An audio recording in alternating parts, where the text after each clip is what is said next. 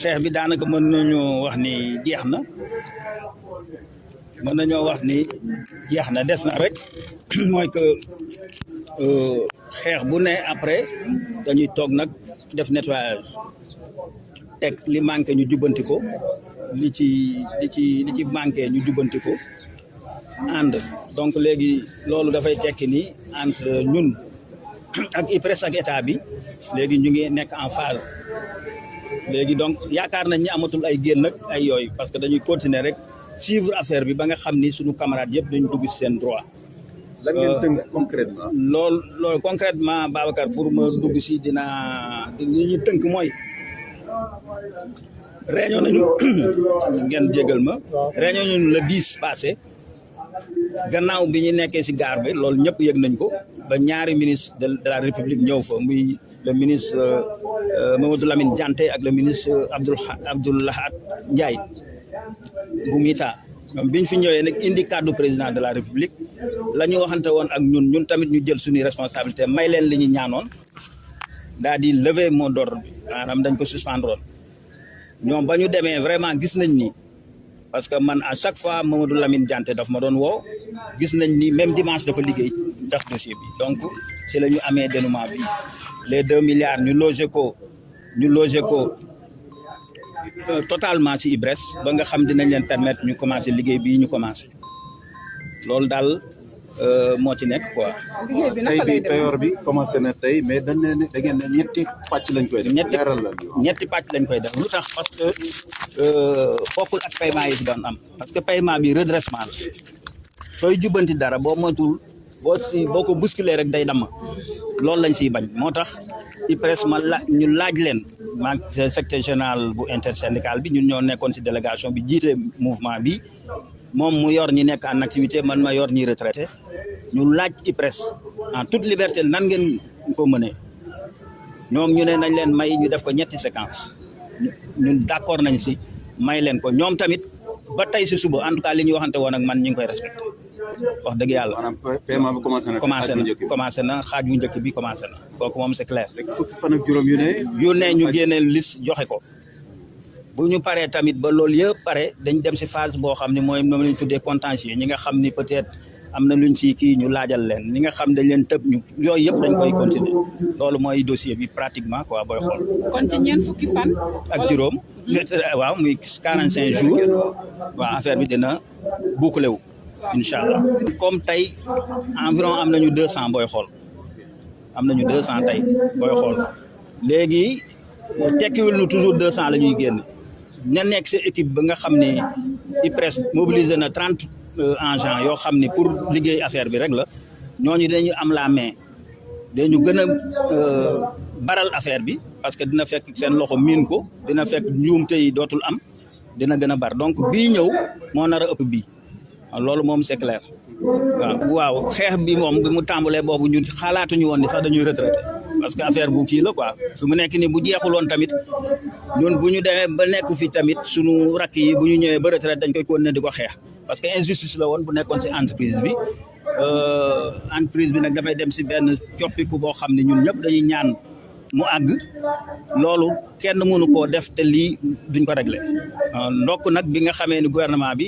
bi ñu toogee ba léegi ñu ngi jëm si lu ko régler moo ci kaw loolu di ngeen ma may ma gërëm ñëpp ñi ngi si nekkoon. xaalis bi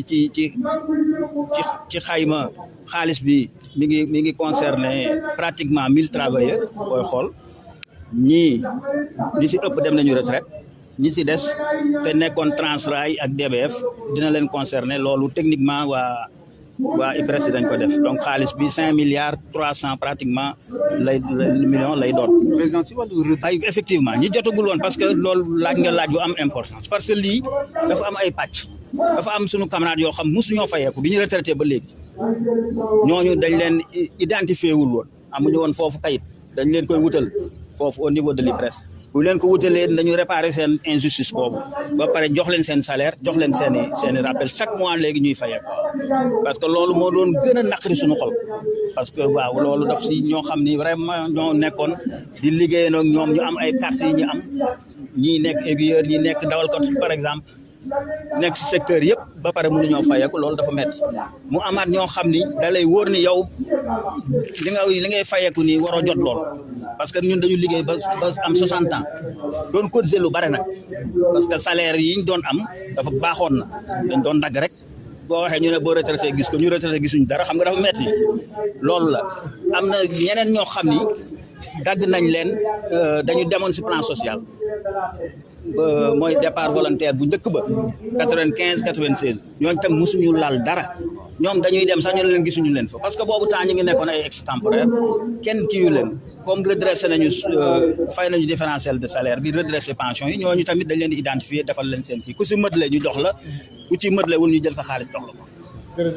waaw léegi waaw ngërëm gi si président de la république ba ci nguur gi daal bi ñu ñëwee ñoom vraiment bi ñu leen bindee diligenté nañu affaire bi loolu seetlu nañu bu amul loolu si duñ ko wax di gërëm presse bi aussi waaw donc c'est entre nous Thiessois en tout cas ñi ngi gërëm naa. Oui, merci, on peut le dire. Donc, c'est un soulagement pour l'ensemble des cheminots retraités qui peinaient à rentrer dans leurs droits. Donc, on peut se dire que c'est un droit, c'est un dû qui a été restitué et nous pourrons nous en féliciter, ainsi que tous ceux qui ont contribué à la résolution de ce dossier. Donc, et on le dit, c'est une situation aussi qui doit interpeller tout le monde, les autorités, mais aussi nous, dirigeants syndicaux. Donc, parce que pourquoi les autorités? Ceci est un dossier que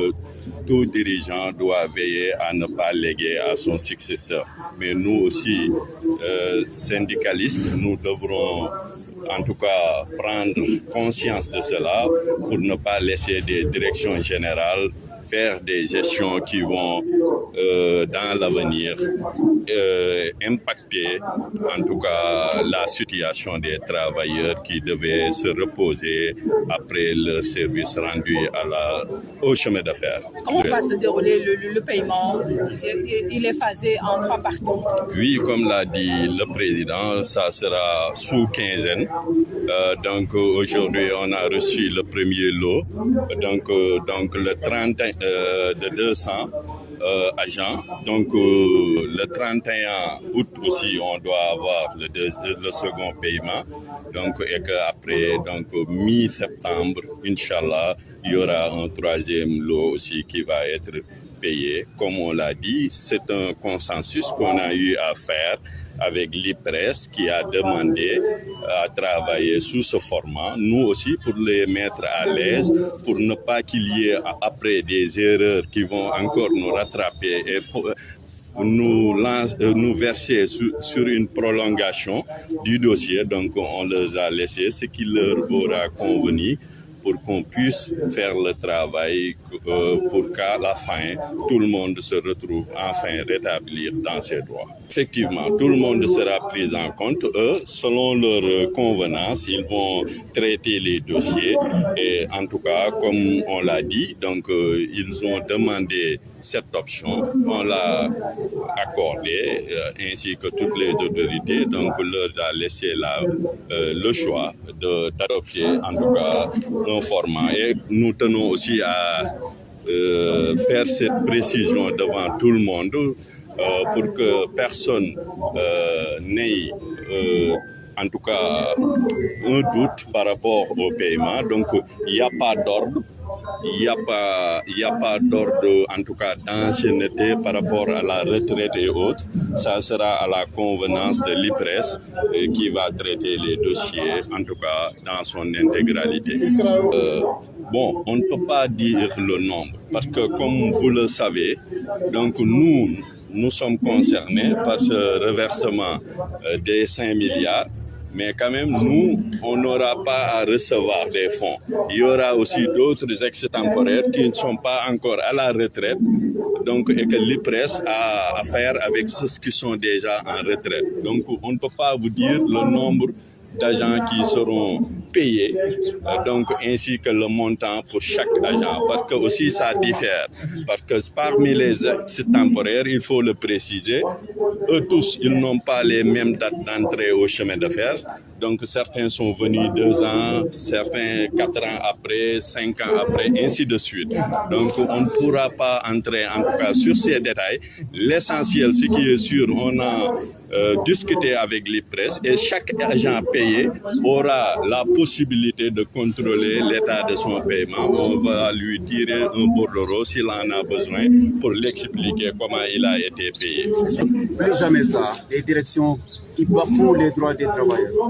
Effectivement, je pense bien que l'actuel directeur général des chemins de fer